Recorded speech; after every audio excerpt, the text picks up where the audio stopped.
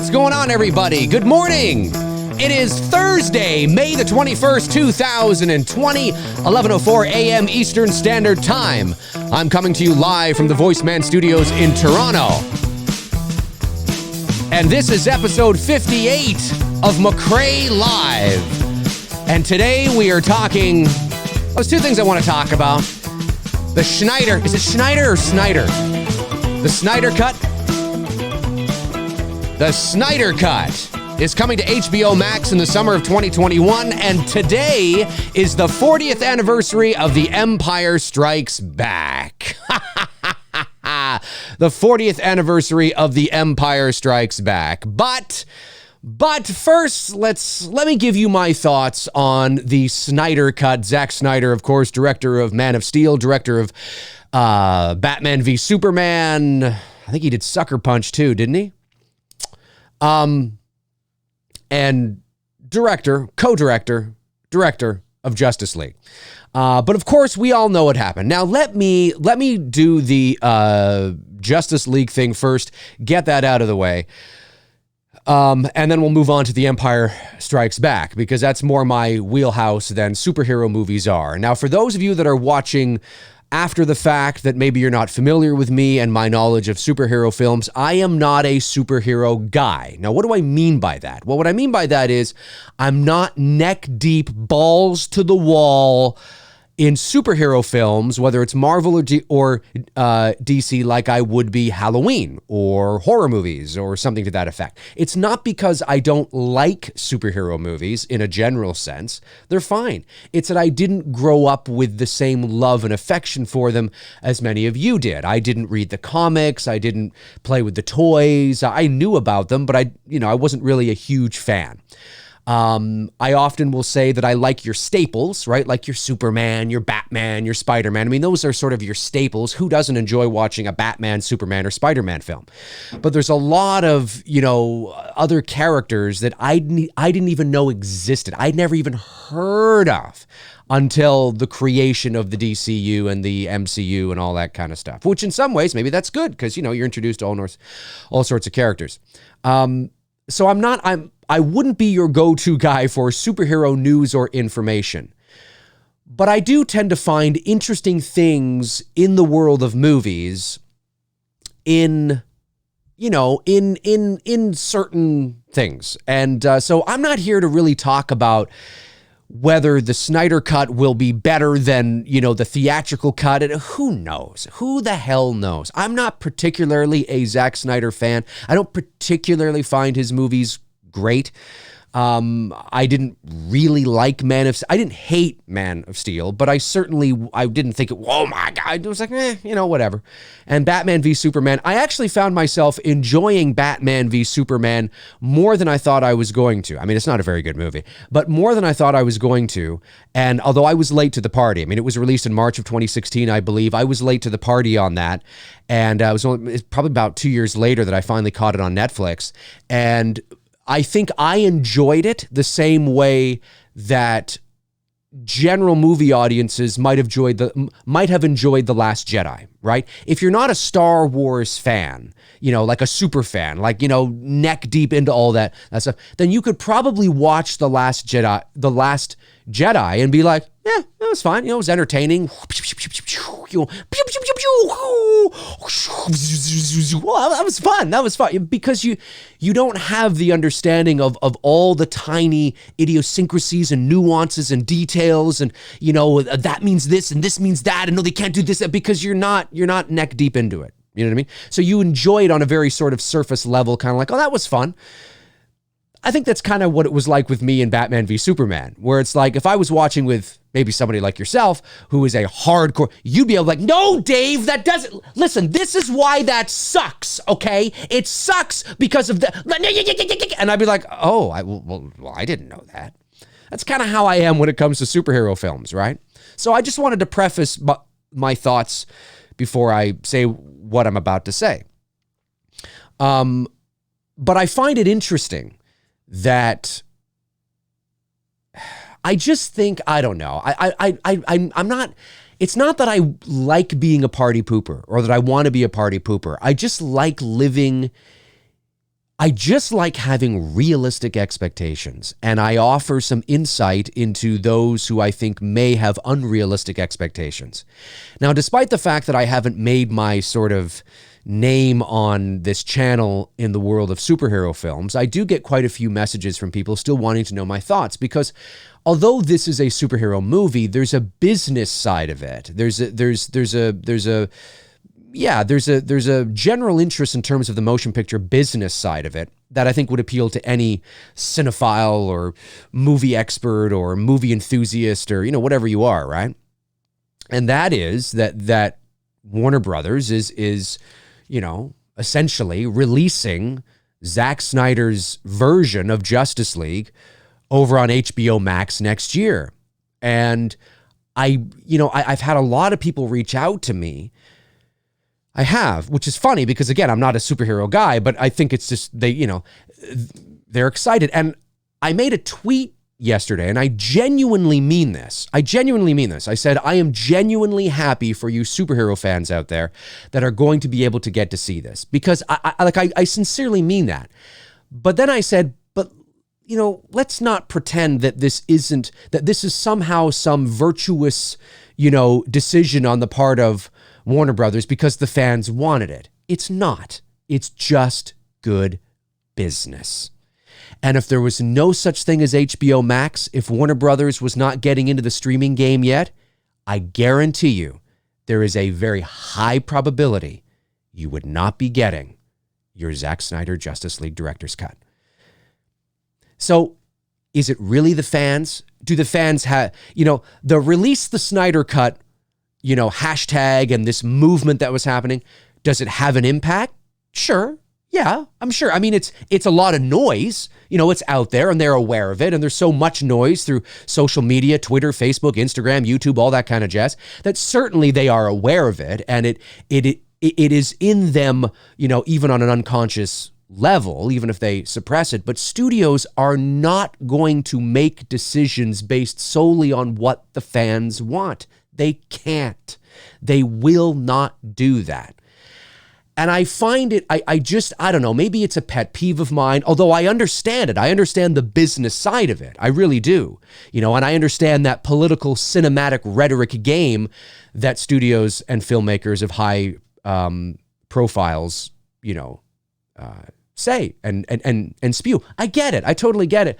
But I just want people to temper their expectations that just because this is happening doesn't mean that you can start hashtagging, a bunch of other shit and studios will follow suit. They're not going to do that. The reason why they're doing it now is because of money. It's great business. HBO Max needs something like this. Maybe not as much as Apple TV or something like that, but certainly this is a great business move. A great business move. And a few people who have reached out to me, who I know who are much more much more in the know about the Zack Snyder Cut as it relates to all this than I am, have said that this wasn't it was it was maybe a few weeks ago, they weren't going to do this. They were not going to do it. And tables turned pretty quickly as far as I know. Now, is that a good thing? Do fans have an effect somewhere? Sure. But if there was no such thing as HBO Max, you wouldn't be getting this movie, despite your cries, people. Studios can't make decisions based on that. And when I see the head of Warner Brothers, and I like Warner Brothers, but when I see the head of Warner Brothers say, where are we here? So this is, I believe this is the Hollywood Reporter, right? I think it's the Hollywood Reporter. Is it the Hollywood Reporter? The hell is it here? Well, one second. One moment. Oh, why am I not going over there? Oh, what is this? What is this? This is the Hollywood Reporter. Anyway, so when I see things like, it says HBO Max will debut the project in 2021, possibly in a 4-hour director's cut in a 4 hours. Oh my God. I can tell you right now, if somebody said, we're releasing a 4-hour director's cut of H-18, I'd be like, please don't. I'd just be like, who the hell wants this? But people do. I mean, you guys do. But it was it was this part here, that I just don't want. Like, I understand why you're saying this. Where is it here? So here, the morning after, was their agent saying that Toby Emmerich, chairman of Warner Brothers, was acknowledging the movement and more importantly, was willing to accede. This is real, people. People out there want it. Would you guys ever consider doing something? Was that Emmerich was what Emmerich was asking, Zack Snyder recalls. I mean, maybe there was that kind of a conversation, but it's because they know they can reap the financial benefits. There's nothing virtuous about this. It's not like, you know what, those fucking fans, man, here you go, man. It's for free. You can just have it, just because you're No, come on, it's business.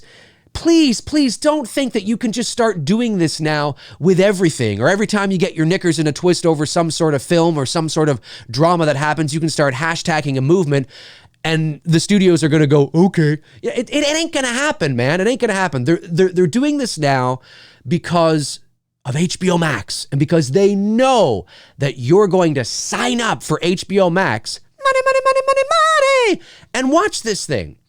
Where was this? You're right. 6 months ago. Where was it a year ago? Oh, right, because HBO Max wasn't ready yet. I just want people to, I find this side of the story more interesting. And it's probably because I'm not into the superhero thing, right? So I'm not going to be getting HBO Max to watch it. I just don't care. I haven't even seen the first cut of Justice League, the theatrical cut, because I don't care. I'm not saying it's a bad movie. I know a lot of people do say it's a bad movie, but I'm just not into it, right?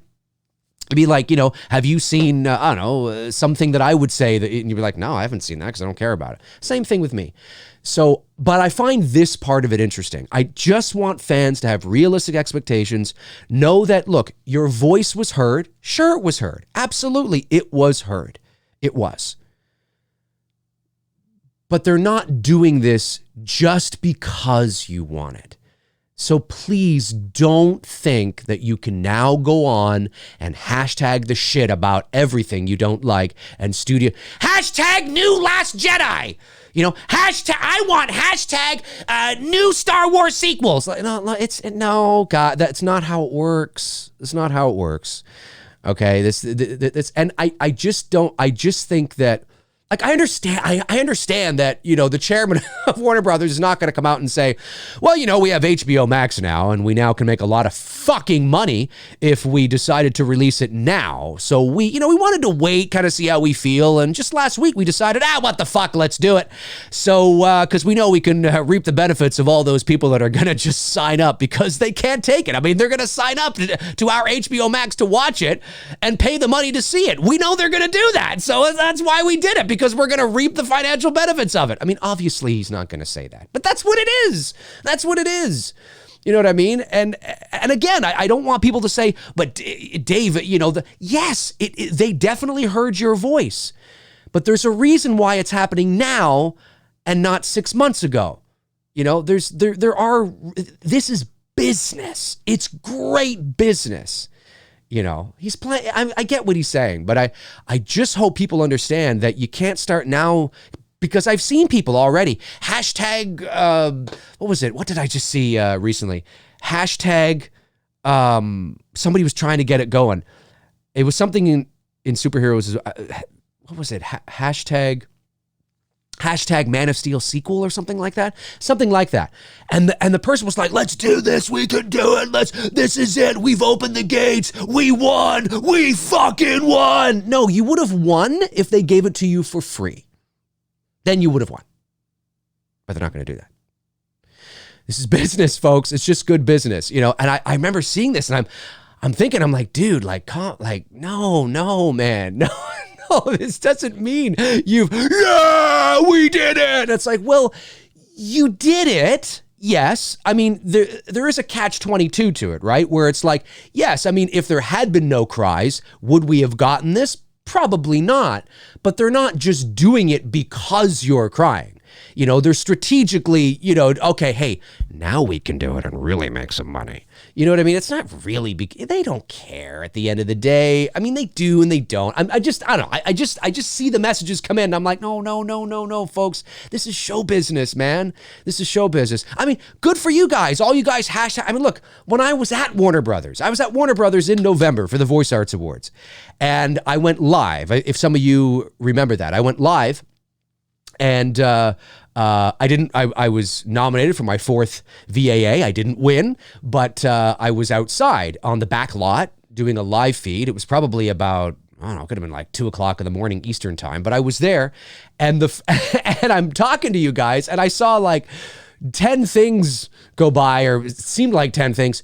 Ask about the Snyder Cut. Release the Snyder Cut. Ask about the Snyder Cut. And I'm like, okay. Hey, anybody know about this? I mean, obviously I have no insight into that, but I just thought it was, I mean, that goes to show you how passionate people are.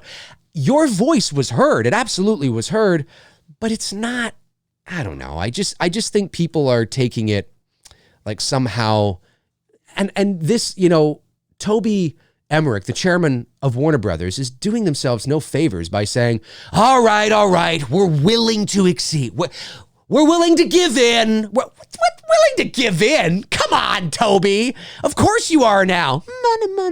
Money. I mean, let's be serious about it. Anyway, I'm not going to read the whole article. You can go over to HollywoodReporter.com and check it out. I just wanted to focus on that part of it because that's the kind of stuff that, if you don't know a lot about how the industry works, or if you're a little naive to it, people take that like, oh my God, holy shit. He just admitted that he threw in the white towel. All right. Okay. There you go.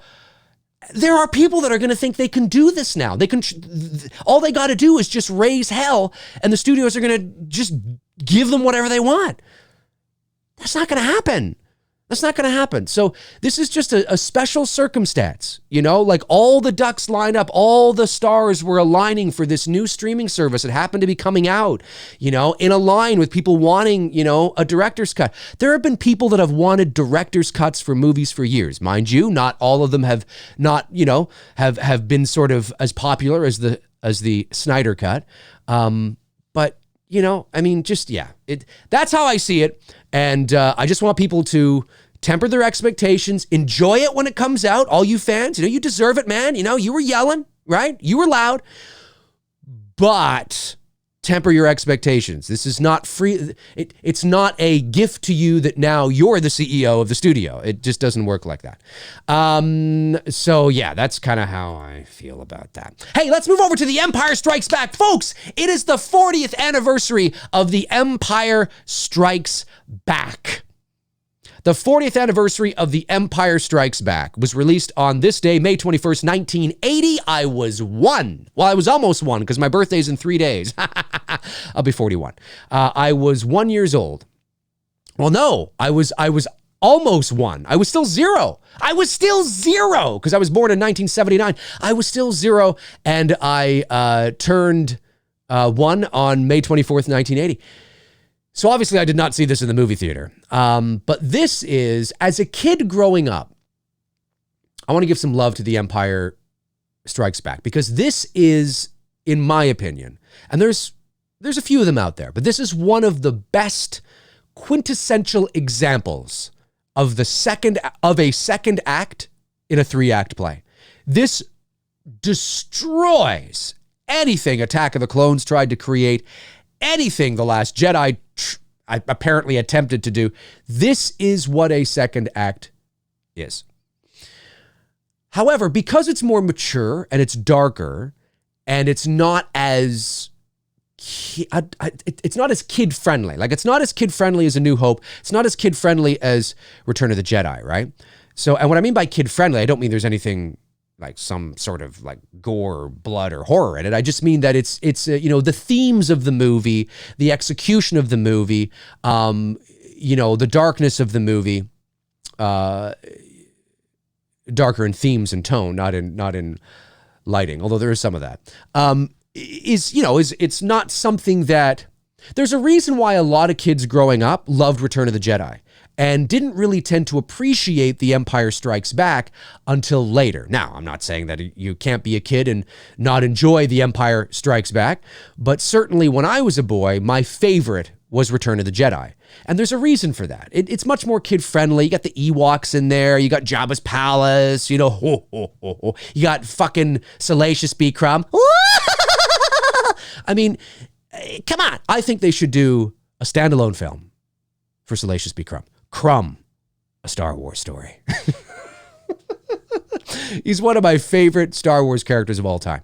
But it was more, there were things in Return of the Jedi that young boys and girls, especially boys, because obviously it's a very, young boy kind of thing, could gravitate towards and be very much a part of the part of the Star Wars universe resonated with you more.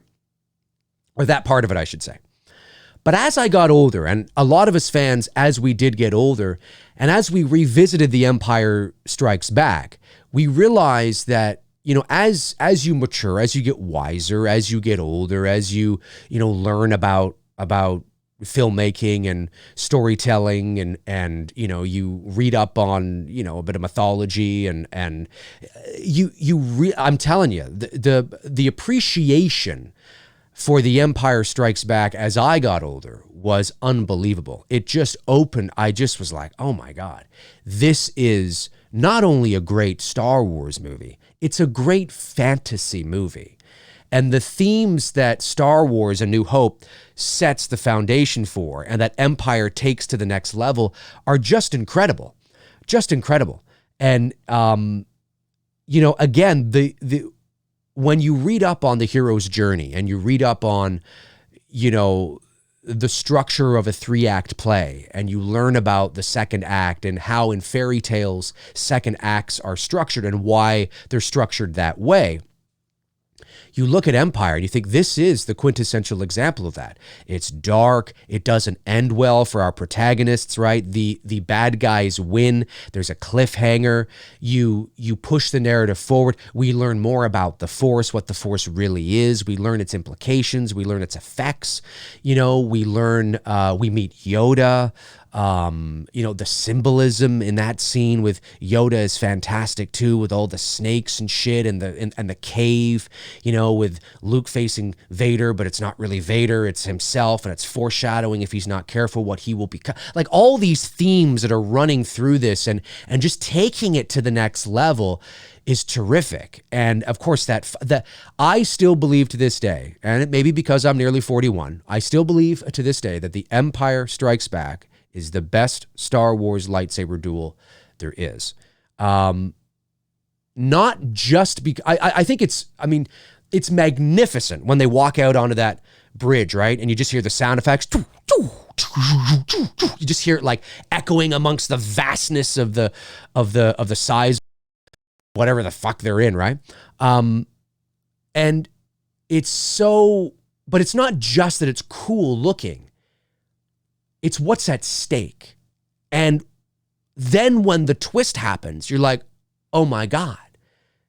Do you know what I mean? Like it because at first you think that Darth Vader is a man that betrayed and murdered Luke's father. So the stakes are, oh my God, this guy is trying to avenge his father's death.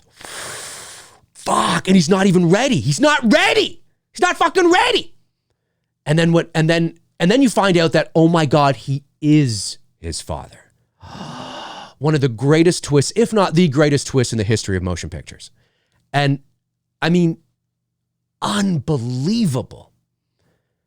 So the stakes, even without the, no, I am your father, even without that, because you don't find that out till the very end of the battle, right? Even without that, everything leading up to that, you're glued, because if you're watching it for the first time way back in 1980, you think that this guy is trying to avenge his father's death. So that in and of itself is crazy. You know what I mean? It's that in and of itself would have worked fine if they had just kept it like that. Because the stakes are really high. This guy murdered my father. Fuck you, you piece of shit. So there was a lot of emotion around that. A lot of great stuff, taking it to that next level. and there's a lot of scenes I love in that movie, but just the, oh my God, the art direction and the sets and the cinematography. When Luke is in Cloud City and he comes up into the chamber there, right? And he's by himself and you just hear like, and then you hear, the Force is with you, young Skywalker. But you are not a Jedi yet. The way he says, but you are not a Jedi yet. Oh my God, goosebumps, man. And then you see him just standing there, shrouded in silhouette, against the backdrop of everything. And Luke doesn't say anything. He's just looking, because at that moment he thinks, you fucking killed my father. You're the man that killed my father. Fuck. There he is. And he's not ready. He's not ready. It's crazy. It's crazy. Reese Wilson says Luke is totally out of his element during Empire Strikes Back 2. Yes! Of course, yes, exactly. Exactly, man. And that. You're like, oh, fuck.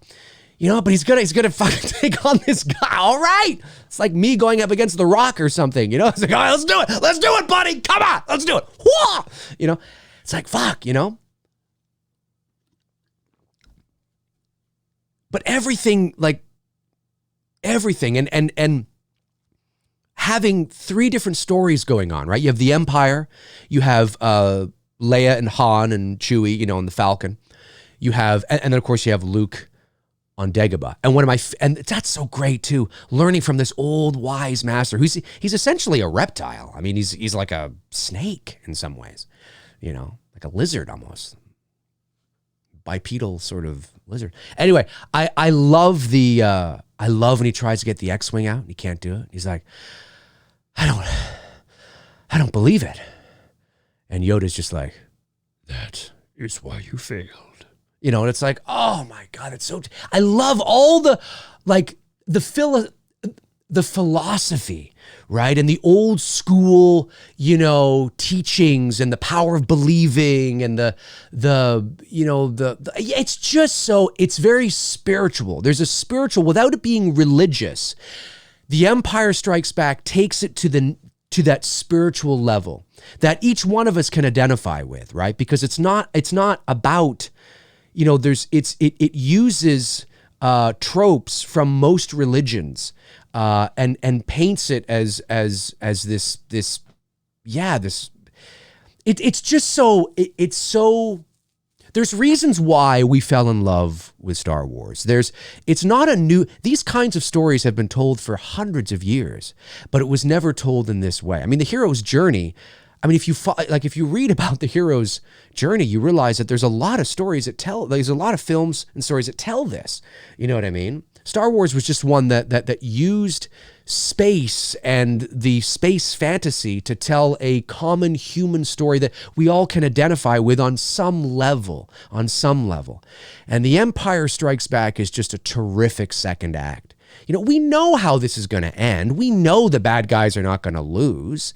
It's not about that. It's not about, look, you can have certain twists that happen throughout the movie, right? That you don't know is going to happen. Like, no, I am your father. You can certainly have that, right? Oh my God, holy shit, But we know that if you're doing 3 movies and the second movie doesn't end well, if it's a continuous story, right? Not because you can have a trilogy of films that are 3 different stories, like, the Indiana Jones films.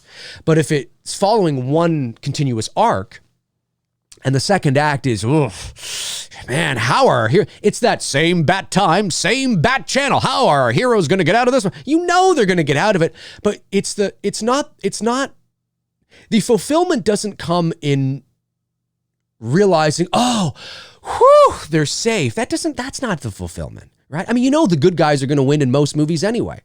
The fulfillment comes with watching a story that is believable and watching a good story told well, and a story that is, and the characters are rich and the characters are really fleshed out, and the stakes are really high. You just enjoy the journey of watching it unfold. And Empire was just such a terrific second act. It puts The Last Jedi to shame. you've heard me say it 1,000 times. The Force Awakens, I thought, was a good movie. I thought it was great. Yeah, I thought it was what it needed to be to get Star Wars back on track, and TLJ just derailed everything. The Force Awakens and The Last Jedi are like two first acts. You have The Force Awakens, which sets up this, and then you have The Last Jedi, which goes, no, we don't like that. We'll set it up again. And you can't do that. You can't do that. That's why The Last Jedi feels the way it does, is because you're essentially watching two first acts. And then JJ had to create like a second and third act in The Rise of Skywalker, which is why it feels rushed. You know, like, I mean, it's just, you know, The Empire Strikes Back is a great second act. You know, I mean, we learn more about our heroes. We learn more about our villains. You know, we're introduced to new characters, new planets. You know, we find out more about the Force and the whole spirituality of it, and that takes it to the next level, you know, and Han gets frozen in carbonite and taken off to Jabba's palace. Luke gets his hand cut off and finds out the baddest motherfucker in the galaxy is his dad. I mean, how bad can it be that the baddest motherfucker in the galaxy apparently murders your father? That's not bad enough. No. He is your father. Your father has murdered millions of people. I mean, it's like the only thing worse would be that your dad's the emperor or your emperor is the grandfather. That's one of the things. I love that about The Rise of Skywalker. I did. I loved it. I was like, yes, they had the ball. I didn't think they'd have the balls to do it, but I really enjoyed that about that. So yeah, I mean, what is there to say about Empire that really hasn't been said already? But those are the things that I like about the film and the things that I've grown to appreciate more as I get older and wiser as an individual and as a person, and, you know, understanding what makes Empire so good. But I totally can understand why boys of my age, why it, you know, it was fine, but why we really gravitated towards Return of the Jedi. You know, because it was more kid friendly. It had more kid things in it. You know, it wasn't as dark. You know, it wasn't as, you know, it ends well. The heroes win, right? There's a big celebration at the end. There's some funny characters and funny moments. And it is definitely more in line with children than Empire. Empire is very dark. Not that it doesn't have cute little moments from time to time, but certainly it's a darker film. And I mean, the asteroid field chase. Oh! And just the music and the explosions and shit and the monster coming out of the thing. I mean, it's great. It's pure fantasy. It's pure adventure space. It's great. It's great. It's such a great scene. But also too, like the thing is that, you know, when they're in the belly of that beast, when they think they've actually just landed in a cave, and what are those things called? Minox? I think they're called Minox, I think. And they attach themselves to the chewing on the power cables, as Han Solo would say, right? They're not cute. Like, you could easily have made them cute. You could easily have made them like, what's the guy's name in Rise there? Babu Frick, I think it is. He was a cute little guy. Now, he wasn't a bad guy, I know. But you could have made, like, you could have, the Minox, you could have made them, you know, kid-friendly, right? You could have made them cute. Like, they launch on and you see, like, a face and they go, ooh. Like, you could have done that. It's Star Wars. You could have done that, but they don't. I mean, Leia is sitting in the chair. That's a great suspenseful scene as well. No music. You just hear kind of the low sort of I'm asleep hum of the Falcon. And you hear kind of, you know, the kind of like the Falcon's version of the Star Trek noise. That noise on the bridge, which is like, you know that sound? I forget what it's called. There's a sound to it. But anyway, in the Falcon, as Leia is sitting there kind of, you know, like this, you kind of hear that, like the Falcon's version of that, like a low kind of hum, little things beeping. And then she thinks she sees something, right? Great suspenseful moment. No music. She gets up and all of a sudden, and she's like, ah! I mean, that would have scared the shit out of me as a kid. It's not cute. It looks like it could be some weird aquatic octopus thing. I don't know. It looks fucking weird, right? There's nothing cute about it. It was genuinely scary, you know? So Empire was very dark, much more mature. And I think that's why in a lot of cases, as kids get older, we really appreciate it. It is the best. It's not just the best Star Wars movie, in my opinion. It's a great fantasy movie that is the quintessential example of a second act.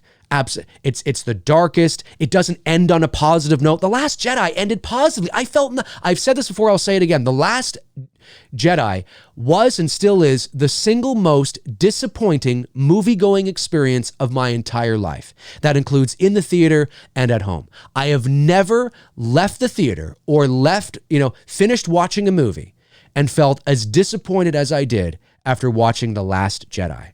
I felt so empty and confused. Not because Luke was a hermit, but because I didn't know what this was trying to be. I didn't know the identity of this movie. I didn't care about what happened next. It ends with Broom Boy looking up into the cosmos, all positive. It felt like the end of the trilogy. I just didn't care. It was weird, a weird fucking movie for a second act in a 3-act play. Empire. Now that's how you do a second act. There's so many unanswered questions. What's going to happen? Oh my God. I mean, if Rey had actually gone with Ren in The Last Jedi, and again, we know she's not going to stay with him, but if she had gone with him, that would have helped us to go, oh, fuck, what's going to happen now? You know what I mean? And of course, there's other things you'd have to change to fit that, but I'm just saying, like, those are stakes that we're missing, you know? So yeah, happy birthday to The Empire Strikes Back.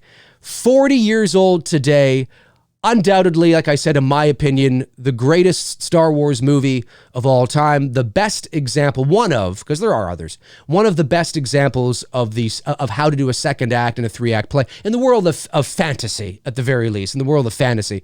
And just amazing. I mean, just cool stuff, you know? So I cannot stress enough. Every time, and it's not that I do it often, but growing up, as I got older and I really started to appreciate this movie the best, I remember whenever I would show Empire to somebody who had never seen it before. Of course, you know this if you're a movie guy or a movie gal. You know that you tend to watch them watching the movie sometimes, right? Or there's certain scenes that you love, that you watch them watching that scene to see if they have some sort of emotional reaction to it or some sort of like effect on them, you know? Every time I get to the scene, there's, a few of them, but every time I get to the scene where Luke comes up in the chamber there and just, the Force is with you, young Sky. Oh my God, I'm like watching. It is so magnetic. The electricity ripping through that scene is palpable, man. It's just amazing to me. One of the greatest scenes in cinematic history. Just because of not only what's at stake, but how it's shot and the way he looks. He looks like some sort of godlike, evil. Like he just looks so menacing. And that voice, the reverb on that voice echoing through the chamber. The Force is with you, young Skywalker. But you are not a Jedi yet. The way he says yet. Oh, I'm goosebumps, man. Bumps. It's just so awesome because you know that this is it, man. Fuck. There he is, the baddest motherfucker in the guy. It's just so it's so great. It's so great. And that duel is so awesome. And the color, like the way they color graded that whole thing with the blues and the oranges and the reds and oh my God, it's so beautiful. It's just beautiful. Just beautiful. So Cloud City, again, I mean, look at Cloud City. What a great concept. I guess that was Ralph McQuarrie that drew that. I think it was him anyway, that drew the concept for it. But what an amazing concept as well. Cloud City was so cool. It's a city in the clouds, and it's not held up by, it's just so cool. It's so cool, and Lando, of course. Well, hello, what have we here? I mean, come on, there's always room for some Lando. He was a great character, right? Lobot, I think that's the guy's name, right? His little right-hand man there. That was a cool little character, It was great to see. I love when Vader says, I'm authoring the deal, pray I don't author it any further. It's like, whoa, keep your trap shut, Lando. Keep your fucking trap shut.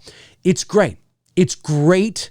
It's a great second act. It's a great follow-up. When you watch the first Star Wars movie and then you watch Empire, it's like, this is a terrific it's pushing the narrative forward. It's introducing new characters. It's introducing new themes, or not necessarily introducing new themes, but it's expanding, diving deeper on those themes, right? Giving us new insights and new context to those themes, and we learn more about it. And the stakes the more we learn, the higher the stakes get, until there's this great climactic ending of Han being frozen in carbonite and taken off to Jabba's palace and Luke getting his arm cut off and Vader's his daddy. And like, holy shit, and that moment at the end too, where it's like, where he's on the Falcon, and he's like, Ben, why didn't you tell me?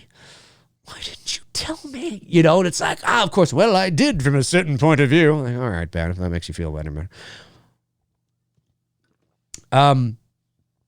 Yeah, I mean, I love this film. It's one of my favorite movies of all time because it's just a good movie. It's not just a great Star Wars movie. It's a good movie. Great characters, great villain, great, protagonist, great things at stake. Like I said, I'm just, it's just awesome stuff. And so happy birthday to The Empire Strikes Back, turning 40 years old today. Like I said, let's move over to the chat room and see what you guys are talking about. And let's see, I know some super chats came in here, so let's go and see if we can get these super chats. Intel Wild sends in a super chat. Thank you so much, Intel Wild. It says, Dave, somebody asked in the chat room before you came on, what was a Snyder Cut? I replied it was a 1970s porn film banned by the U.S. government. My apologies, wrong cut. That's funny, my man. That's funny.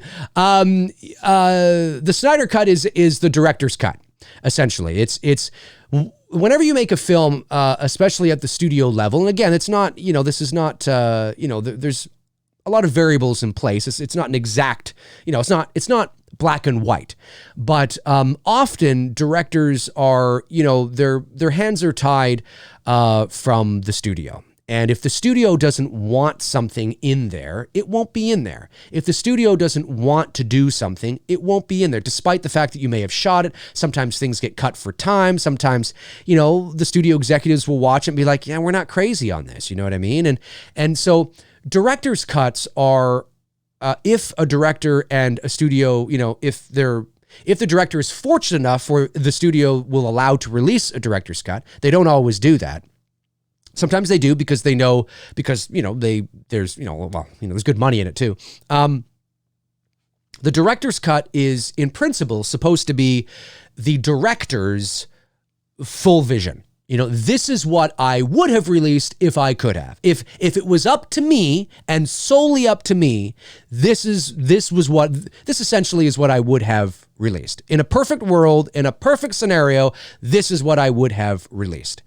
So Zack Snyder's Justice League will be his version of the film before, tragically, of course, he had to step away because of his daughter, I believe, committed suicide, which is just so tragic. I mean, that's just unbelievably difficult.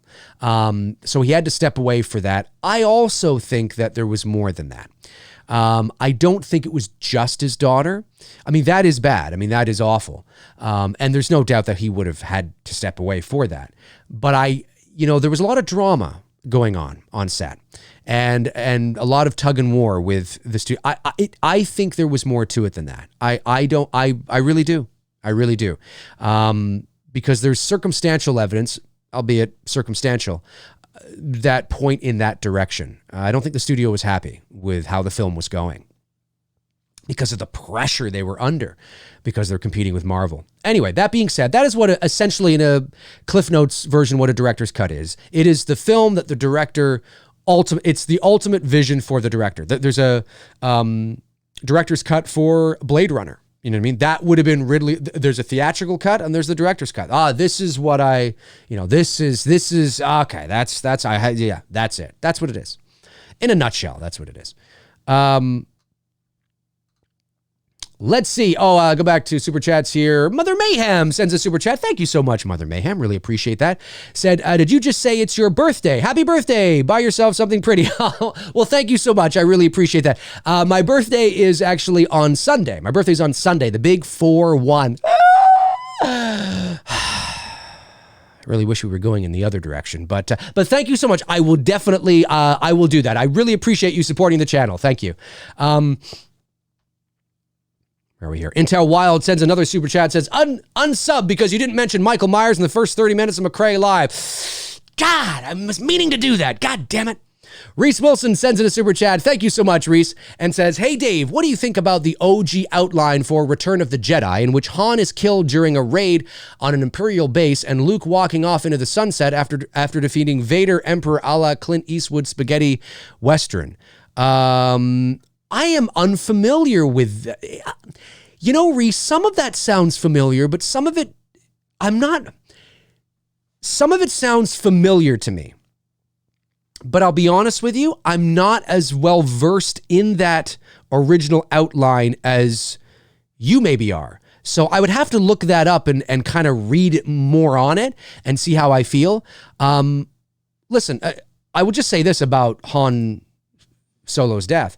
And I've said it before, but it bears repeating here. Han Solo, I understand why Harrison Ford wanted Han Solo to die. It wasn't because he hated the character of Han Solo. He said as much. He has said, look, I'm done with, Star Wars. But it's not because he hates and loathes Star Wars or the character. It's because as an actor, he looks at the character and the story and the narrative, and he looks at, is there, essentially the character's role had been fulfilled. Right? The character's role had been fulfilled. Out of the main three characters, the most expendable one is Han Solo. Now, I know you could make an argument for people who love, he's my favorite, I love Han Solo, he's my favorite Star Wars character. Harrison Ford is my favorite actor. But if you look at Han, Luke, and Leia, who would be the most expendable there? Well, not Luke. He's the hero. Not Leia. Han. Right? And Ford recognized that and recommended to Lucas and say, hey, maybe I should kick the bucket in the third film to raise the stakes, right? We raise the stakes again. Things are, holy shit, you know what I mean? But he could go down in a blaze of glory. He goes down saving somebody or whatever. Not just he, trips on a rock, hits his head and there he goes. I mean, he didn't mean it like that. He just meant sacrificing himself for the better good. It gives a bottom to the story. He's not wrong. Despite your love for the character, he's not wrong. Now, am I glad that he survived? Well, yeah, because he's my favorite Star Wars character. And I got to see him in The Force Awakens. And I got to see his little cameo in The Rise of Skywalker. But from a purely storytelling perspective, I totally get it. He didn't die in The Force Awakens because he wanted Han Solo to die. I mean, maybe that would have been part of his, hey, if you're going to bring me back, maybe, we can sacrifice my character. But it's all about the character. It's about serving the story, right? Han Solo didn't just die getting shot by, a stormtrooper or something. He died at the hands of Ren. It was such a powerful moment. You've heard me say this, right? It was such a powerful moment. Ren is there on the catwalk with Solo. Solo thinks he's saying something that Ren's not. Ren knew that if he wanted to be taken seriously, if he wanted to have a chance of Snoke taking him seriously and everybody else taking him seriously and being one step closer to being like his granddad, he knew he had to kill his own father. That was the test that Snoke was talking about. Even you, Master of the Knights of Ren, have never faced such a test. That's what he meant. He knew it. He didn't want to do it, but he knew he had to do it because he wanted to be the baddest motherfucker in the galaxy. And when Ren says, I know what I have to do, but I don't know if I have the strength to do it, you as an audience think, and Han thinks, oh, he's saying, I know I need to go with you, but I don't know if I have the strength to do it. No, that's not what he's saying. He's saying, I know I need to murder you, but I don't know if I have the strength to do it. Han doesn't think he's thinking that, right? It's a great scene. It's a great scene. And he ends up sacrificing, he murders his own father. And that's why when he stabs him through the chest, he says, thank you, right? because he feels, I'm relieved. I'm free. I'm free. I can now go on and be the baddest motherfucker. Of course, that doesn't happen. And that's why in The Rise of Skywalker, the roles are reversed. They have the same conversation, but this time on the verge of tears, right? He wasn't on the verge of tears in The Force Awakens. On the verge of tears, Ren says, I know what I have to do, but I don't have the strength to do it. Now he really does mean that. He really does mean come to the good side. And that's when Han Solo says, you do. It's a great arc. It's a great arc. So it served the story. It served the story, right? The memory of Han Solo, the memory of his father pushed Ren over the edge, right? Pushed Ren to Ben. Pushed Ren to Ben. You know what I mean? It's a great arc. Despite what you might think about other stuff, it's a great arc. So I was okay with it because it serves the story. Yeah, if Han Solo just got shot or his head chopped off by a lightsaber, I'd be like, that's fucking lame. Like, what the hell? Come on, right? But in some ways, it was great, you know? It's a lot better than I think people give it credit for. So that's what I have to say. So I think I would have been okay with that if Han Solo was killed during a raid at the Imperial base. You know, it all depends on how he's killed. Right? Is he killed sacrificing himself to save Leia? Wow. Powerful. That could be powerful. Is he killed just running to the Millennium Falcon? I mean, that might be really lame. You know what I mean? You can't do that. When you build characters up and they have pop culture footprints and they're beloved, if you're going to kill them, you need to have them go out in a blaze of glory. Unless the character is like, unfortunately with Leia, she had to go out. But even in The Rise of Skywalker with Leia, her communicating through the Force to her son at that moment helped save Rey's life. You know what I mean? So in some ways, Leia still went out in a spiritual blaze of glory, if you know what I mean. Anyway, I got to check more about that. I'm vaguely familiar with what you're talking about, but I got to look into it a bit more. Thanks very much, buddy. Really appreciate you supporting the channel. Super chat comes in from Frank Riker. Dave, you're wrong. I'm wrong. I know personally that Miss Corona V Iris is making things happen. She's a powerful individual making studios yell, kneel before Zod. Oh, Superman 2. That's Superman 2, right? I think. Oh, hey, I should put one of the Supermans on either Two Dudes and Some Bullshit or maybe like a Saturday movie night or something like that. Hey, let's change camera angles here. Woo! There we are. What's going on, everybody? Great to see everybody still here. 90 people watching. That's not bad. That's not bad considering this is not a Halloween show or a horror show, and I'm talking Justice League and Star Wars. 92 people. That's not bad. I mean, you know, I thought it was going to be probably about 8 people, but it's great to see people in here. Super chat comes in from TMB, thank you very much, buddy. Says, Dave, what are your thoughts on Yoda versus Palpatine in The Rise of Skywalker? Both seem to be fighting quickly to avoid being killed by the other person. Also, happy 15th to The Rise of Skywalker. Oh, that's true. Rise of Skywalker, Revenge of the Sith, excuse me, is 15 years old this year. You're right. It's fine. I mean, this is how I feel about it. Most of the prequel trilogy, and again, you know, I'm a 41-year-old man. Well, I'm still 40. I got 3 days. But I'm essentially a 41-year-old man. Those of you that are my age, a little bit older, a little bit younger, a little bit. But if you're in your 20s or your late teens or your early 20s, you don't have this perspective per se. Not to say that you can't be wise and understand, intellectualize, you know, what I'm saying, but you were probably too young to actually, you know, remember it, you know, with any great detail. The Star Wars prequels are in the sense that, you know, there's enjoyment to be had, but it's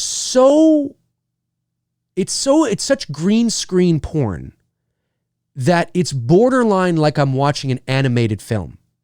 So when I watch Palpatine and Yoda fighting, it doesn't do much for me. There's no organic, gritty, real world feel to me. It's just like I'm watching a cartoon. It's cool.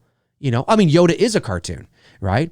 Palpatine's not, obviously. I mean, there's a couple of things that Ian McDiarmid supposedly does that obviously he doesn't do. There's a couple of things there, but it just feels like I'm watching an animated film. So I don't really feel anything, there's moments in the prequels where I feel something. There's moments, but usually they're with, it's more about character. The action, I feel very little in any lightsaber duel in the prequels. And that includes Obi-Wan and Anakin. It's visually stunning. The choreography is amazing.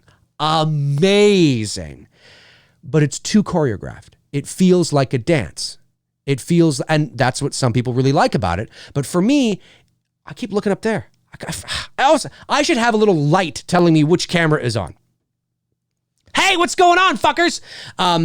For me, it's too animated. It's too, it looks cool, but it doesn't do anything for me. And I know that the idea was that the stakes were supposed to be raised so high that when you get to that part of the story, that it would do something for you. But unfortunately, it doesn't do much. It's cool to watch. I mean, the choreography is amazing. The choreography in The Phantom Menace is really cool. But the Phantom Menace lightsaber duel felt, although it's green screened and obviously they're on sets, it feels a little more,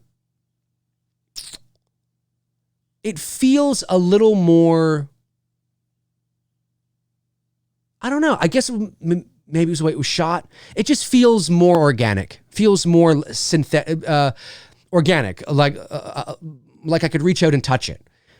I don't feel that when I watch Yoda fight Palpatine or Obi-Wan fight Anakin. It's like I'm watching an animated movie because it's beautiful. And that's the problem. It's so beautiful. It's so fucking perfect that ironically for me, that's the problem. I would watch Luke and Vader in Empire over Anakin and Obi-Wan from a purely, any day. It's beautiful to see. But it doesn't do much for me in the feels. It's just like I'm watching a cartoon because it's so perfect. It's so perfect. It's not, it doesn't, yeah. It's how I've always felt about them. There's redeeming qualities in each one of those films. Even in Attack of the Clones, there's some redeeming qualities.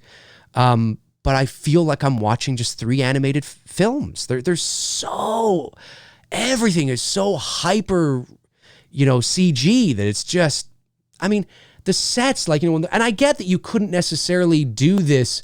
I understand why George did it, but it looks, I don't think they've aged very well. It looks like they're walking around against a green screen and things like that at times. So, but yeah, it's kind of how I feel.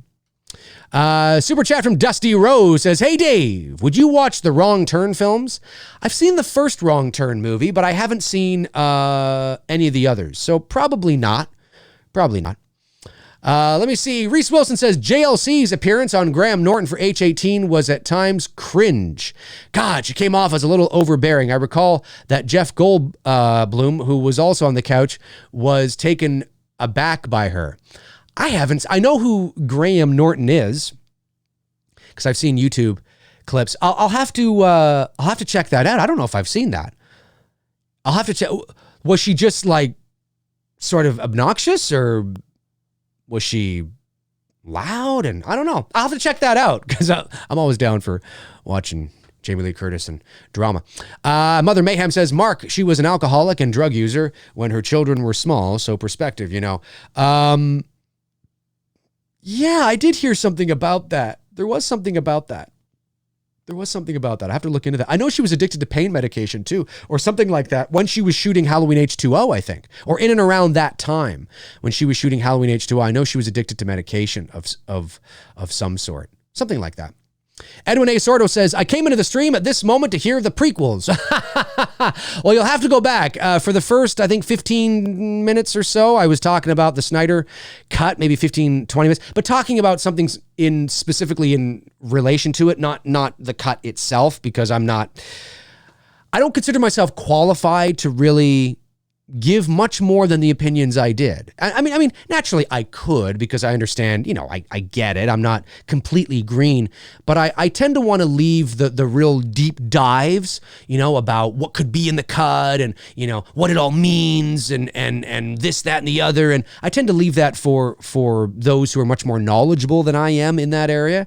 And I always tend to, if I am going to talk about a superhero film, I always try to find, unless it's one I have seen, you know what I mean? Or I am going to go see because it's a Batman movie or something. But if it's not, if it's something obscure, if there's an angle to it that I can talk about and just offer my thoughts, I always will, like I did today. So yeah, so you have to go back and watch the beginning there. And then I think after that, we jump into Empire. Let me see. Just want to make sure I didn't miss any super chats. Dusty Rose with the last one. Good stuff. Great to see you guys here today on this Thursday, man. Hard to believe it's already the 21st of May. It's the 21st of May already. This is crazy. It's crazy. Alex G says, Dave, what do you think about the music cue when Michael kills Annie? I think it's underappreciated. The musical cue, when you mean when he sits up in the back and you're like, boom, that one? You're not talking, because that's not the one. There isn't the not that one. Not the one not the one you hear when he stands up beside the car, right? Yeah, it's great. It's great. There isn't a piece of music. I mean, okay, that's a little, I don't know if that was a little cheesy in 1978, but I do know that over the years, people have sort of poked fun at it. Yeah, it's a little, yeah. I don't know if I necessarily would have done that sound, but certainly everything from a music perspective, any sort of atmosphere, drone, boom, I mean, everything, the shape, stocks, check the kids, the Myers house, Laurie's theme. I mean, everything. It's fantastic. It's one of the greatest soundtracks of all time in terms of scores. It's up there for me. Actually, funny enough, one of my favorite soundtracks, if not my favorite soundtrack of all time, is The Green Mile. I love The Green Mile soundtrack. Just like score, like the score, not soundtrack in the sense they have, music by artists. But yeah, it's one of my favorite. I love The Green Mile. It's one of my favorite movies of all time. And the soundtrack, when the movie came out in 1999, I saw it in the theater, loved it, went out and purchased the soundtrack on CD, still have it today. Actually, my CDs are over there. I still have it today, and it's one of my favorites. So, but yeah, the Halloween soundtrack is great. It's great, and that piece of it is really good. Zach Livingston says, "Have you seen the horror sitcom Holliston? Is that how you say that? I've never heard of it.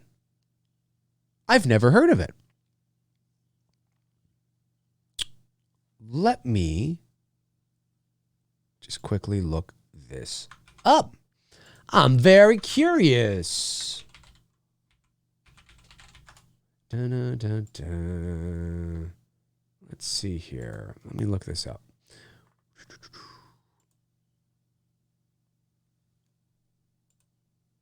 Huh.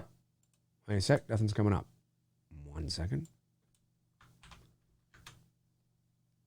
Oh, TV series. There we go. Well, it was only on for a year. That's probably why I've never heard of it. And it's going back 8 years. Nope, never heard of it. It was only on for a year. So was it good? What's it about here? Is an American horror sitcom created by Adam Green, which would be, okay, yeah, Adam Green, horror sitcom. Set in the small New England town of Holliston, Massachusetts, the series stars creator, writer, director, executive producer, showrunner Adam Green. Oh, so it's very self-indulgent. Oh, that's kind of cool. That's kind of fun. 17 episodes, 2 seasons. Well, maybe I'll check if there's some clips on YouTube. I'll check it out. Yeah, no, I'd never heard of it. Never heard of it. My ears are we're a little bent there. Art Vandelay. Love me some Art Vandelay. Dave, you seen Joe Pesci in Tales from the Crypt? I've seen Tales from the Crypt. I don't remember Joe Pesci, though. I have to go back and see. Frank Riker says, Dave, what would you do if you saw Michael in Kills or Ends use a gun to kill people, watching him reload or seeing him pull off a bulletproof vest? I would walk out of the theater. I would walk out of the theater, look up at the marquee, and make sure, like at the entrance to the theater, wherever the name is or the poster, make sure I was in the right theater. And then when I realized I was in the right theater, I would leave the theater. I would leave the entire theater, the entire building. That would be crazy bad. Yankee Fan 24 says, why didn't Michael Myers go back to attack Laurie and Loomis after he got shot 6 times?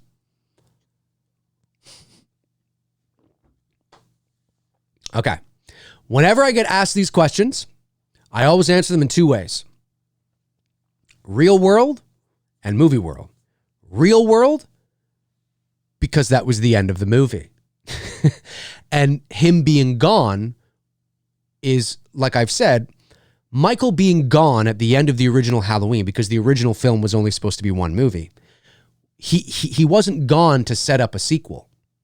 He was gone to fulfill Laurie's arc, right? He's gone because he's been shot 6 times and he's gone. It was the boogeyman. Like how could he? He's been shot. How? Right? That's the end of the movie, right? If he had then come back into the house, it would have been anticlimactic. That's the right. He's just gone. He's gone into the ether somewhere. We don't know, right? Now, in real movie world, in movie world, why didn't he? I don't know, because he was shot 6 times and he was injured, so he ran around the corner to just, kind of decompress and catch his breath. That's probably why. I don't know, man. I don't know. Reese Wilson says, hey, Dave, did you know whenever you have done your...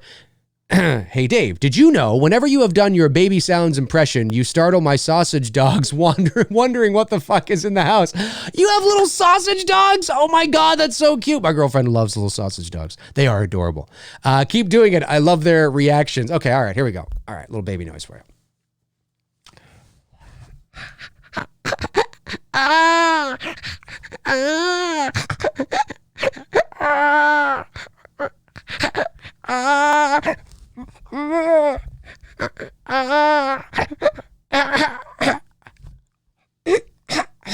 Wait a sec.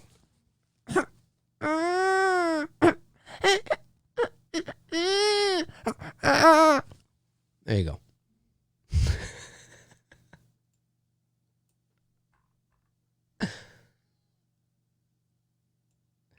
All right.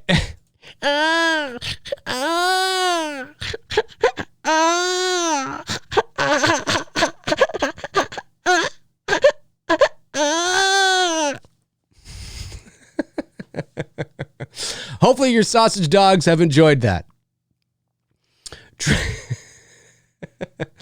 Nick P was here. You haven't done a Dr. Loomis impression in a while. I shot him 6 times. Let's hear it after that strangeness. I shot him 6 times. 6 times. Dr. Loomis, calm down. But this man, he is not human. Yeah, he is human. But you see, Doctor, what's that? I fucking Doc. Oh fuck! The fuck did you hit me for? Because you're drunk. You're drunk. Get in the car. Just get in the car. Woo! Yeah, Haddonfield. Yeah, it's just Sheriff Brackett. I got a fucking drunk Loomis. I don't know what the hell he was doing. Nah, he wasn't drunk earlier. Nah, I don't know what the hell's going on. Nah, I was at the Myers house with him. He seemed completely sane. Now he's fucking drunk. He smells of bourbon on his breath and everything. Yeah, can you get somebody down here so we can lock him up for the night? Yeah. I'm fucking sick of this guy. There you go. Robert Thidoff says, Dave, who is the most underutilized character in the Halloween franchise? I'm going to say Rachel from Halloween 4. I think it was a shame and a disservice to the character to kill her in Halloween 5, especially in the way that she was killed. I think she was one of the most important parts of Halloween 4, and I think Halloween 5 should have been about it should have been about Rachel and Jamie's relationship, taking that further and Michael returning for revenge. Again, we're talking about the franchise here, right? As if he is a supernatural being and he keeps going on and on. That's what I would have done. I would not have killed her off. She's too integral to the story. That relationship between Jamie, you see, because Rachel wasn't, it's not that she didn't love Jamie. It's not that she didn't love her, but Jamie's adopted. And there was what I like to call a getting used to curve, right? Rachel was a teenager and she wanted to do teenager things. She wanted to go out. She wanted to do this. Oh, she's got to babysit and all that kind of stuff. And she says that thing in the kitchen that she doesn't realize that, Jamie is hearing. But then they go through this thing together. That brings them closer together. And that should have been the heart of Halloween 5. That should have been the heart of the series moving forward. Killing Rachel was absolutely insane. David Ferguson is here. Says, Dave, you just reminded me of what's to come for any time now, Dave, with that baby impression.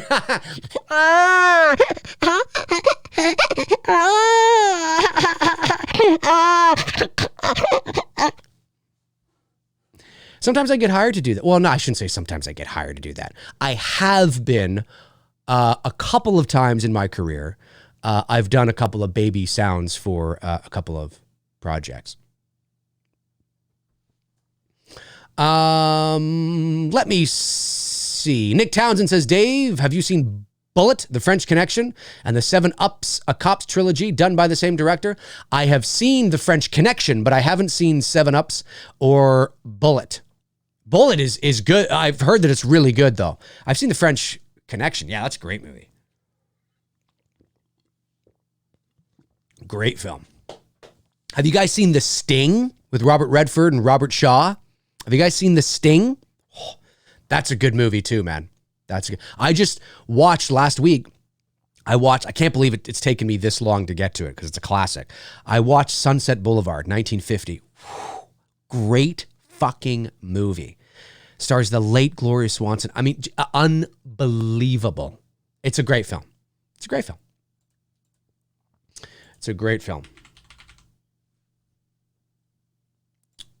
Great film. Sorry. Thought I had a window open that I did not. All right, let me see here. No,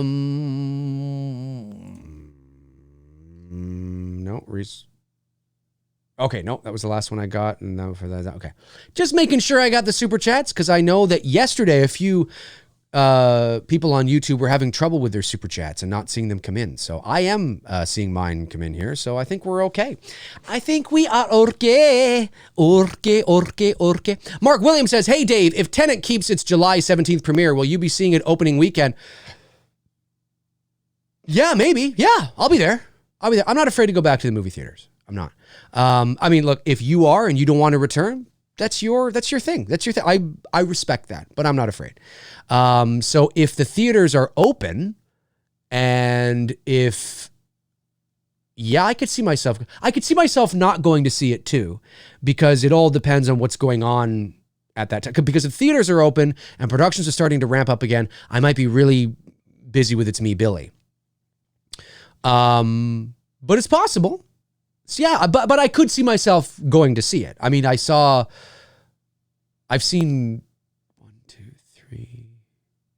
3 or 4 of Nolan. I saw Inception in the theater, Dark Knight Rises in the theater, Interstellar in the theater. Didn't see Dunkirk in the theater because I didn't really have an interest in that movie. But I could see it. I do have an interest in this movie. I do. It's piqued my interest, as it has a lot of us. Chris Hames sends in a super chat. Thank you so much, Chris. What is one horror and one non-horror you're highly anticipating? All right, well, let me just go here. Let me see 2020 movies, because I got to do this because I can't, Let's do a non-horror, 2020 movies. Okay. I'll mention a few here that have piqued my interest, but then we'll see if there's one that's really. Mulan, I got to say, Mulan looks pretty cool. No Time to Die, of course. I'm always up for Daniel Craig as James Bond, but that's not, I wouldn't say it's like, oh my God. Dune. I'm saying Dune, not dude. Dune. Dune is one that, yeah. I mean, Denis Villeneuve and yeah. Dune is one I'm looking forward to that's non-horror. Yeah. I would say on this list that I'm looking at here, I'm going to go with Dune right now. And then horror would be probably Halloween Kills. Yeah, probably looking forward to Halloween Kills, see what they do. So I'll say Dune and Halloween Kill. Dune, D-U-N-E. Dune. Jim Joe says, I hear that you don't care as much about babies that are crying if they aren't your babies. Me or in general? That's probably true. Although I'm sure there are a lot it probably depends on, well, no, I mean, I can certainly say that if I heard a baby crying, a baby's cry, right? You're like, oh, okay, it's a baby crying. But then it's how long is the baby crying? And does it sound as if the baby's in distress? Like if I heard a baby crying, because my neighbors had friends over and they had a barbecue and they had a baby and it was crying, you can usually tell when there's a baby crying, but they're safe. It's just a baby crying, And then, there's a baby crying and you're like, there shouldn't be a baby crying around here. Do you know what I mean? Like maybe you're like walking down the street in downtown Toronto or something and you're walking down an alley and you're like, I shouldn't be hearing a baby crying right now. There's those types of things, right? So I think it depends. I think it's circumstantial. I certainly know that if I hear a baby crying, it's very recognizable. And depending on where I am, you kind of assess the situation, even if you don't really consciously realize that you're doing it. You know what I mean? Let me see. Archie Riverdale says, Dave, did you hear about the George Lucas rebooting the Star Wars sequels? What do you think? Says who? Says who? Who says that? No, that's nonsense. Nonsense, Archie. Nonsense. Unless you're just pulling my leg. If you did hear something like that, where did you hear it from? Because that's nonsense. He legally can't do that, and he wouldn't do that. So, no. Let me see here. Gary Rangel says, Dave, is Zack Snyder a bad director as people make him out to be? I enjoy his DC movies. I've been hearing good things about Dawn of the Dead. Oh, Dawn of the Dead. Yes, that was the first. I saw that in the theater, 2004. That was the first Zack Snyder movie that I saw. I don't think Zack Snyder is a terrible director, not at all. But he has a very specific style. And for me, he's hit and miss. It's just that. I love Dawn of the Dead. Wasn't crazy on Man of Steel, but I found myself enjoying BVS, but that could be because I'm not, for the reasons I said at the beginning of the show. And of course I didn't see Justice League. Frank Riker sends a super chat. Thank you, Frank. Says, Dave, Nick P and I talked about Gene Hackman, who was voted least to succeed as an actor and started late, but made such an impact. Thoughts? He's in his 90s. Oh, good. Gene Hackman. Oh, I love Gene Hackman. Love Gene Hackman. You know what? When he retired in 2004, I think his last movie was Welcome to Mooseport, I think, with Ray Romano in 2004. I think he did either do some voiceover work after that or appeared on something small after that. But he's essentially, for all intents and purposes, been retired since 2000 and my water's down. Since 2004, a year after Sean Connery called it quits after the League of Extraordinary Gentlemen in 2003.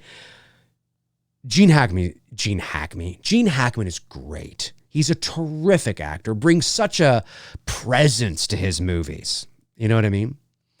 One of my favorite Gene Hackman movies is a movie from the 90s that not a lot of people talk about, not a lot of people think of when they think of Gene Hackman. But I really like this movie. And he's not like, an action star. I just really like the movie. There's some great Gene Hackman moments in this movie. I see everybody saying, Big Time, The Firm, The Conversation, great film. No. I'll give you guys a clue. The vast majority of the movie takes place, and now don't look it up. Let's see if you guys know. The vast majority of the movie takes place on a train. Oh, Crimson Tide is really good. That's a great movie with Denzel. I saw that in I saw that in the theater. That's a great movie. Most of it takes place on a train. The vast majority of the movie takes place on a train. It's my favorite Gene Hackman movie. It's a great movie. I love it. It's like quintessential. I say that word a lot, but it is. It's like a perfect example of an early 90s movie.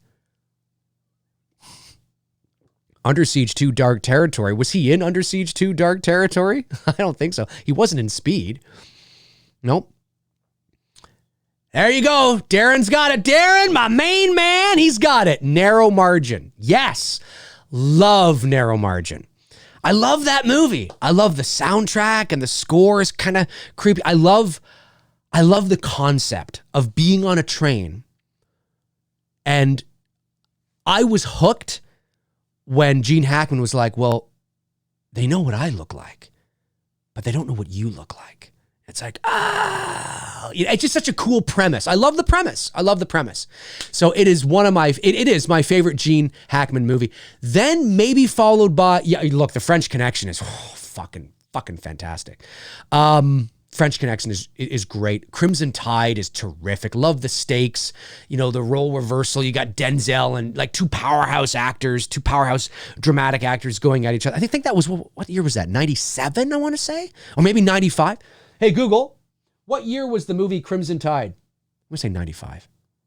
Crimson Tide was released on May 12th, 1995 in the United States of America. Got it. 1995. Yeah, I saw that in the theater with Bruce, actually. And that was great. That's a great movie, too. But there's something about Narrow Margin. Not a lot of people think of it. They don't think of it. If you guys haven't seen Narrow Margin and you want a good Gene Hackman film about, he's a marshal or something like that, or a cop. He's a cop. Or no, he's with the DA's officers. He's some sort of guy, some sort of law guy. And he has to come up here to Canada into the sticks and the mountains of BC, British Columbia, to get a witness who is hiding out because I think I spat there. Fuck, that's what happens when that was kind of gross. That's what happens when you're talking a lot. He has to there's a witness, a woman witnesses a murder, and now she's hiding out in a cabin up in BC. And he flies up with a cop or whatever to try and convince her to come back and testify against this guy. And she doesn't want to do it because she's fearful for her life. But then these people show up in a helicopter and shoot up her cabin and shit, and they got to take off. And they take off, and they eventually make their way down the mountain or the hill or whatever, and they get to a train. And they need to get to the biggest city, the closest big city with an airport.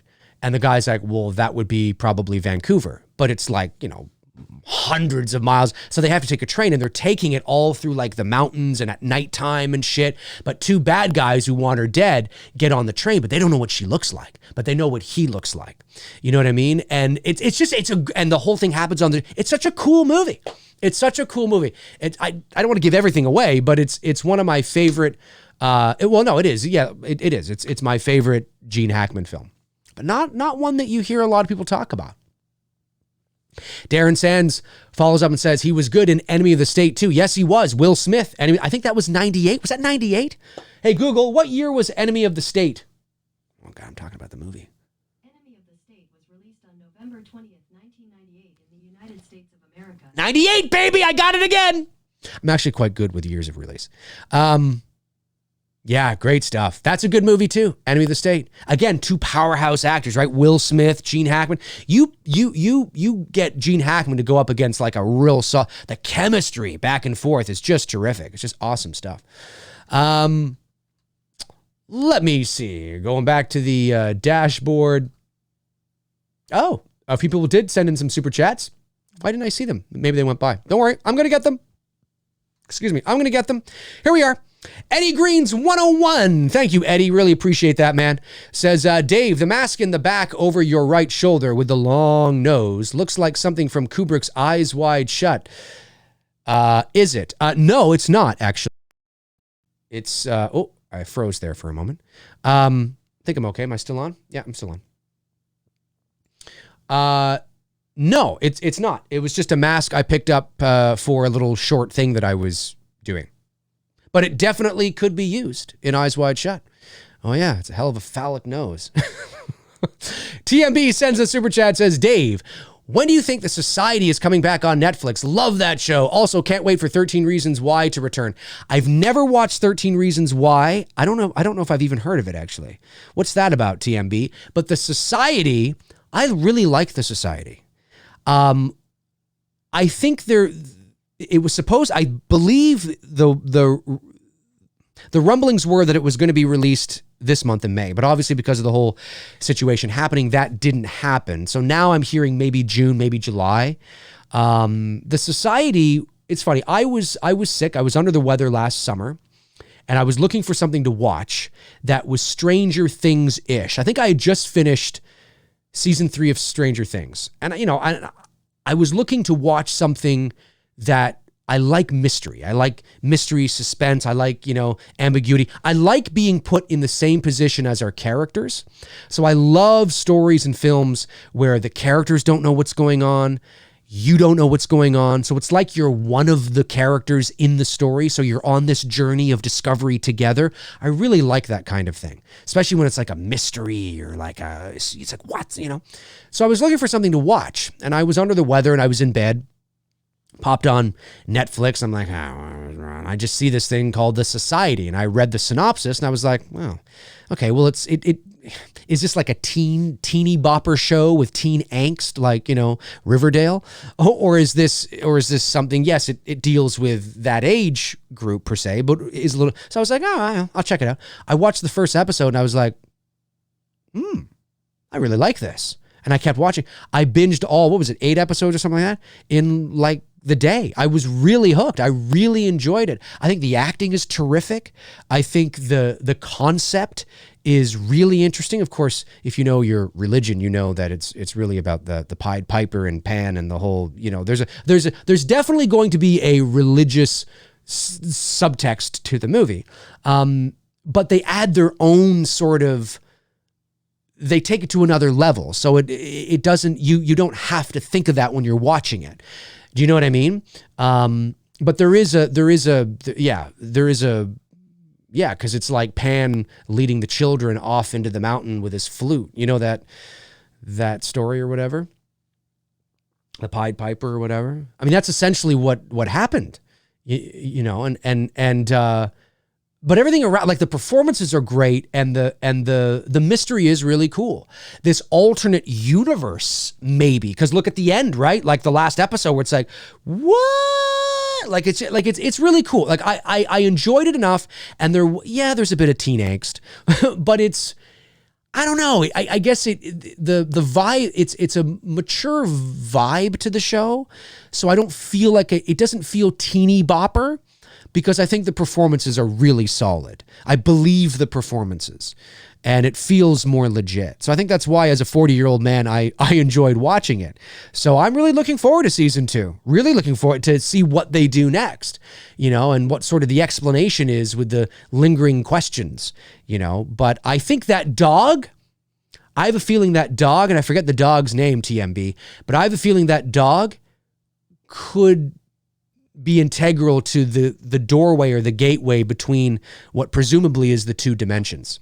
I think so. Now, another show I really like, and I'm looking forward to the 3rd and final season, is Dark. I love that show. If you guys haven't checked out the German show Dark on Netflix, and you check it out. Now, be warned, it is a very cerebral and intense show. There's a lot going on. It's also subtitled. Now, I usually watch movies and shows that have subtitles. I will watch the subtitles. But with Dark, I opted out to actually watch the dubbed version because the nature of the subject matter is so intense that I didn't want to spend most of my time reading and maybe having to go back and read again or stop and start because I missed something. Because the subject, it's a very intense, cerebral type of show. amazing about time travel and shit. It's just awesome. I stumbled upon it in the same way that I stumbled upon the OA. The first season of the OA I actually quite enjoyed. The second season I turned off after like the second episode. I just was like, I'm not feeling it. And then of course it got canceled and they didn't do anything with it. But I always try to look for shows that have a mystery to them. I know Riverdale has a mystery to it, but I watched the trailer for it. It seems a little too teen angst Hollywood polished for me. I want something a little more not like that, but I love those types of shows. So I'm looking forward to season 2 of The Society, looking forward to season 3 of Dark. But like I said, be warned, man, it's intense. But awesome shit. Awesome shit. And I don't watch a lot of shows, but those are some of the shows that I do watch.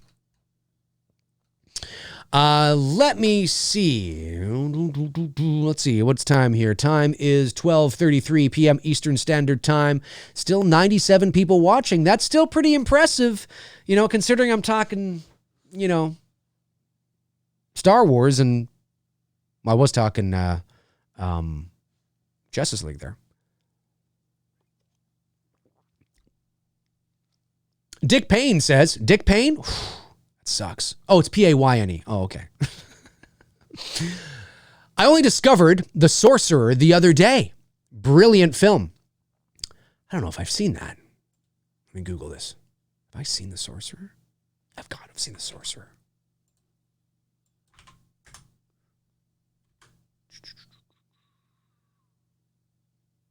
$1977. Yeah, Roy Scheider.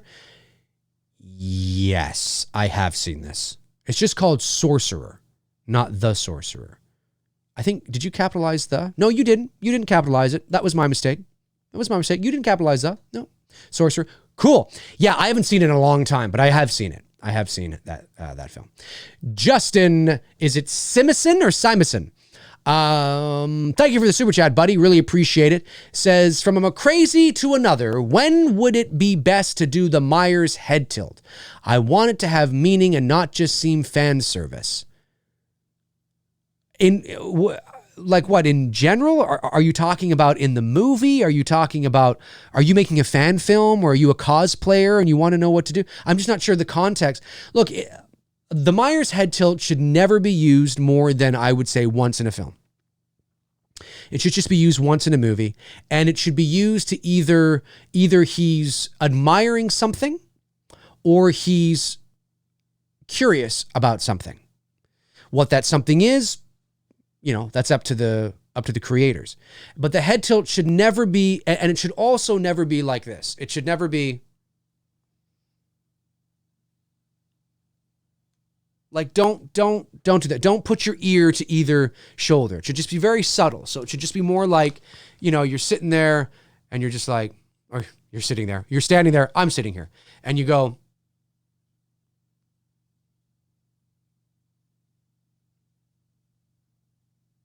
like that. That's it. Just like this. That's it. You know, and if he does it, he can do it once. That's good. Maybe twice. But that's it. That's it. You don't want to milk it. You don't want to milk it back and forth. Justin says, oh, did he follow up? It's for a fan script. Is it for a fan script? Well, that would be my advice. That'd be my advice. Just show it once. You know, you don't want to do it every time he kills somebody, he's doing this. You know, or every time you see him, he's doing that. No, it just should be once. I mean, maybe twice. Maybe you do once where he's admiring something and he does it twice, like 1, 2, and then once maybe where he's, I don't know, looking down at something and he does like a little bit of that. But that's it. You don't want to do it because he wouldn't do it every time. He's doing it for a specific reason. He's not just doing. He's doing it because there's either something about his kill that he's admiring or curious about, or the person, or there's something that is, you know, he's curious about, but he wouldn't just be walking around doing it. You know what I mean? So yeah, that's what I would say. Very subtle, you know, like this, you know, don't do this. Don't do that. It's way too much. Let me see. back. Okay, we're good. We're good for the super chats. You guys are great. Tree says, Dave, you ever going to use that Halloween 2 mask in a short film? Maybe one day. Yeah, I might. I don't know.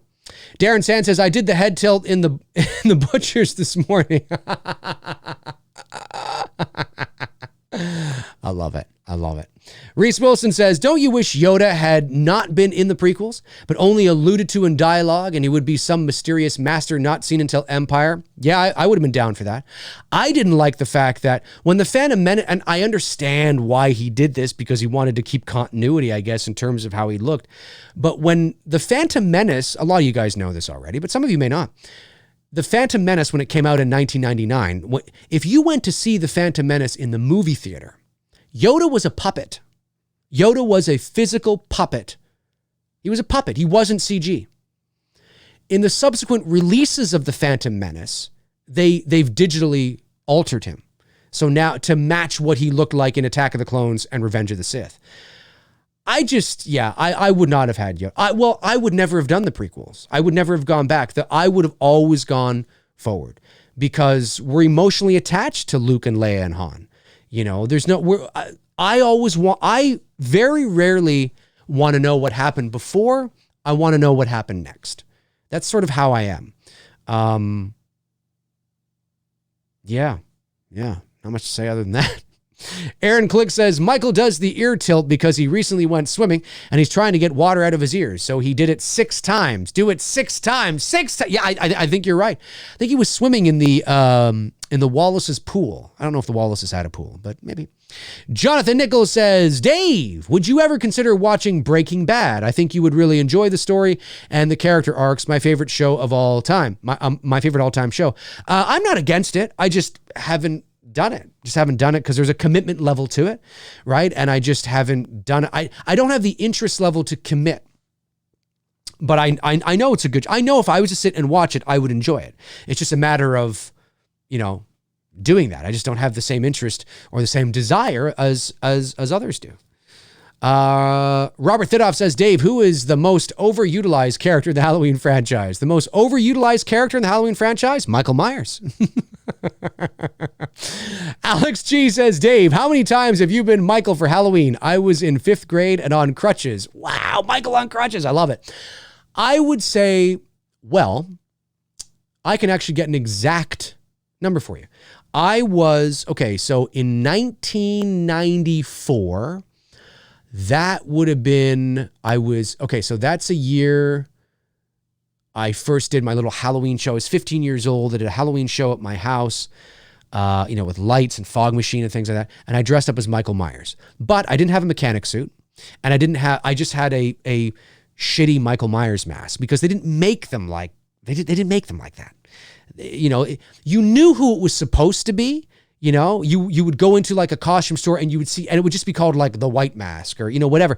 And you knew it was supposed to be Michael. There's a picture of me in that mask on my Instagram. So make sure you follow me on Instagram at Dave McRae 79 and just scroll down a couple of photos and you'll see it. Well, that was the mask I had for years. So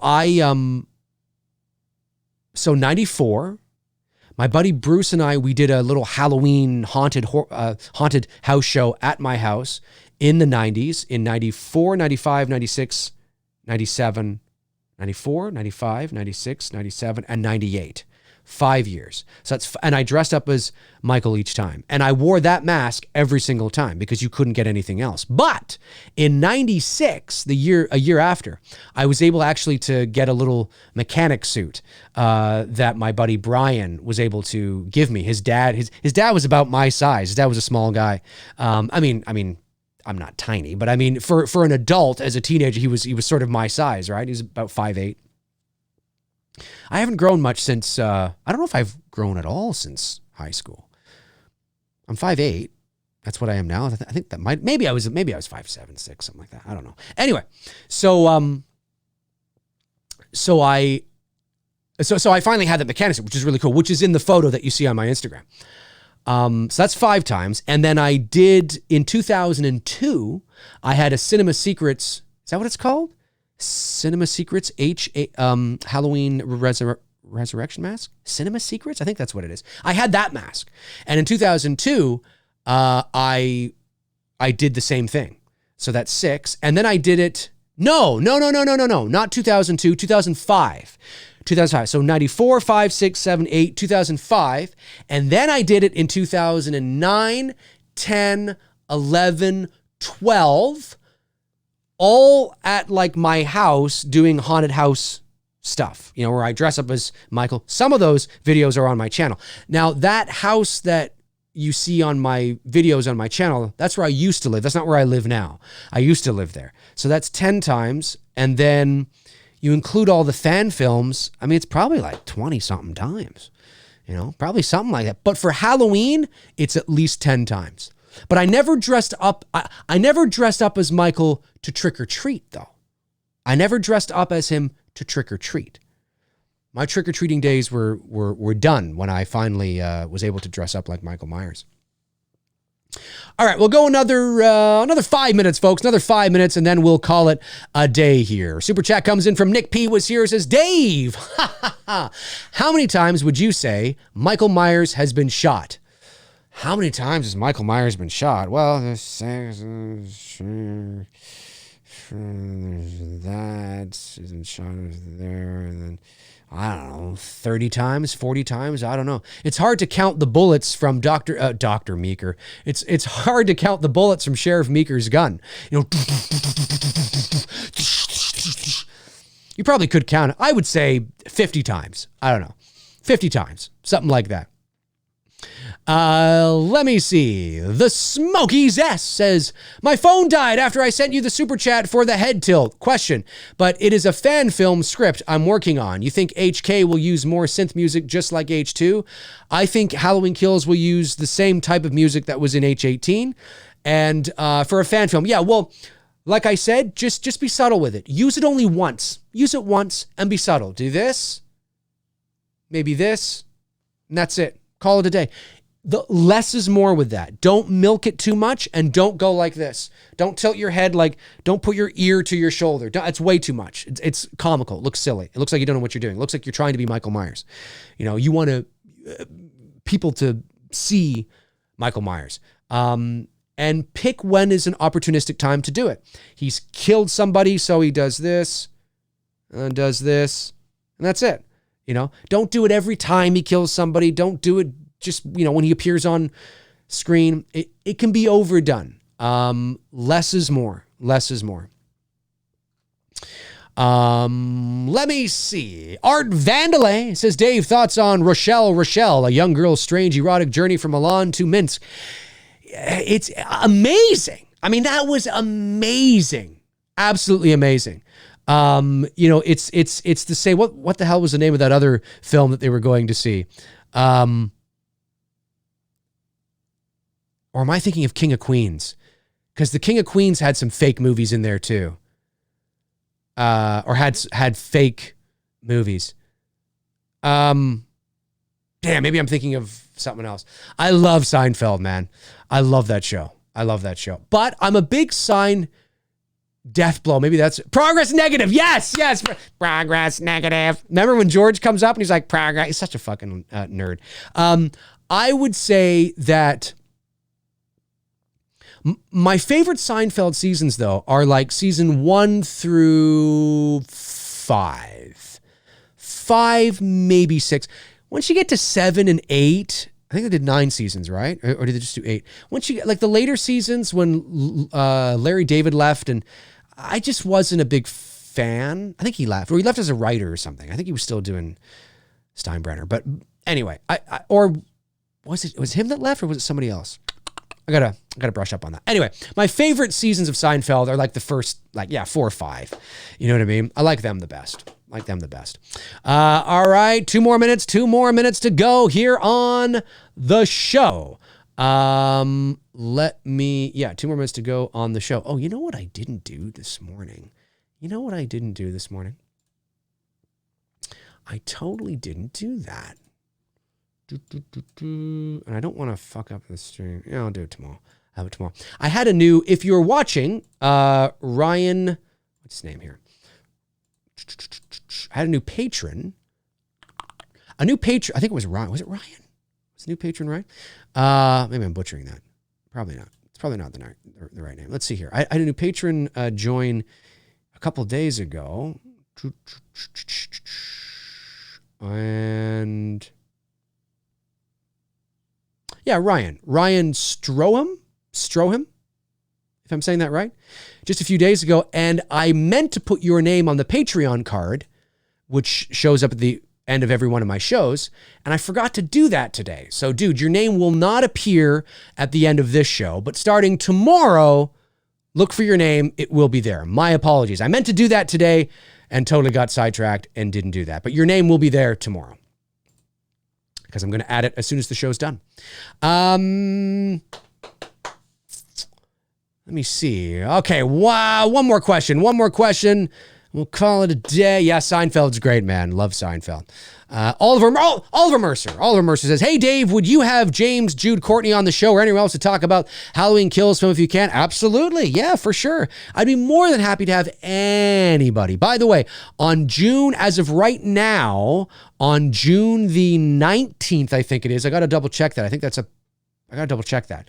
I'll be interviewing Sandy Johnson and her agent. I'll have them on the show. Sandy Johnson, of course, is the original Judith Myers. We've been kibitzing back and forth trying to set up a time to do that, and we plan on doing that in June on a McRae Live. But it will be, because of her schedule, that'll be a McRae Live that I'll schedule later in the day. Like, my McRae Lives are always 11 a.m. Eastern, but she won't be able to do that. So it'll be later in the afternoon for that particular show on that particular day. But I'll keep you guys posted about that and put out, a thumbnail about it and all that kind of stuff as we get closer to the day. It's still about a month away or so. All right, folks, that is going to do it for me here on episode 58 of McRae Live. I want to thank everybody who tuned in. I want to thank all the super chats that came in, the non-super chats, just you guys kibitzing back and forth and just sharing our love of movies and talking shop. It's great to see everybody. It's great to see everybody in there. Thanks to my moderators, of course, Darren Sands, Tabitha Short, Jason Nike, Frank Riker for keeping the chat room flowing, I should say, and the ebb and flow, keeping them, just everybody in line, keeping everybody in line. No, it's great. I mean, you guys do a tremendous job, and I see, it's not easy. It's not easy, and especially when we get people when 200 or 300 people are in the chat room, it can be really tricky. So, I think you guys do an amazing job, and I will be back tomorrow. I'll be back tomorrow morning at 11 o'clock a.m. Eastern Standard Time for episode 59 of McRae Live. My God, we're already at 59 episodes. Insane. So have a great rest of your Thursday. And I will be back tomorrow. Alrighty. In the meantime and in between time, cheers.